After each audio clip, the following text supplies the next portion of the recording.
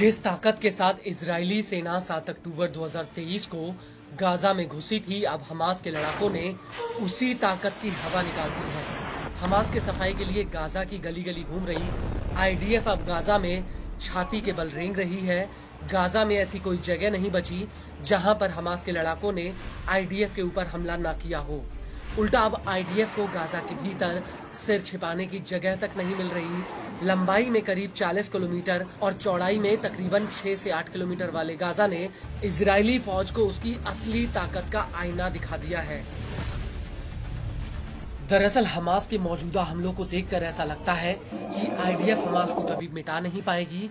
वो इसलिए क्योंकि गाजा के घर घर में हमास के लड़ाके रहते हैं और हमास को मिटाना मानो पूरे गाजा की आबादी को मिटाने के बराबर है।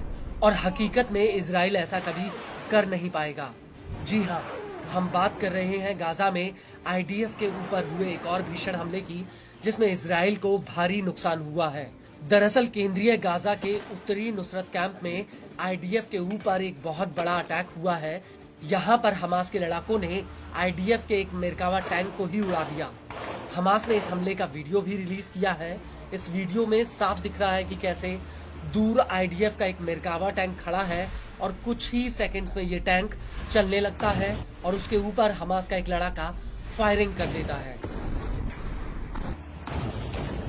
इसके बाद हमास का एक लड़ाका इस टैंक पर रॉकेट से हमला कर देता है, जिसमें जोरदार ब्लास्ट होता है।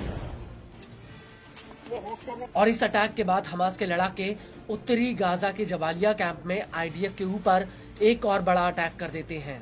दरअसल यहाँ पर हमास के लड़ाके इजरायली सैनिक के ऊपर एक स्नाइपर ऑपरेशन को अंजाम देते हैं, जिसे बाकायदा कैमरे में रिकॉर्ड तक किया जाता है। हमास के इस वीडियो में साफ दिख रहा है कि कैसे दूर आईडीएफ के 5 सैनिक एक टैंक के पीछे खड़े होकर आपस में कुछ बात कर रहे होते हैं। तभी हमास का एक लड़ाका उसमें दूसरे नंबर पर खड़े एक सैनिक को रडार पर लेता है और इसके बाद हमास का एक लड़ाका इस सैनिक के ऊपर स्नाइपर राइफल से हमला कर देता है, जिसमें ये गोली सीधे सैनिक को लगती है और तभी ये सैनिक तुरंत टैंक के नीचे बैठ जाता है और इसके बाद साथ में खड़े दूसरे सैनिक भी नीचे बैठ जाते हैं। हालांकि ये साफ नहीं हुआ कि ये गोली इस सैनिक को लगी थी या फिर ये गोली टैंक में टकरा गई। इस सब के बीच आपको ये भी बता दें कि इसी दौरान पश्चिमी जबालिया कैंप में अल कासिम के लड़ाकों ने आईडीएफ के एक अपाचे हेलीकॉप्टर पर सैम 7 रॉकेट से हमला किया है। और इस हमले के बाद अल कुद्स ब्रिगेड्स ने आईडीएफ को एक और बड़ा झटका दिया।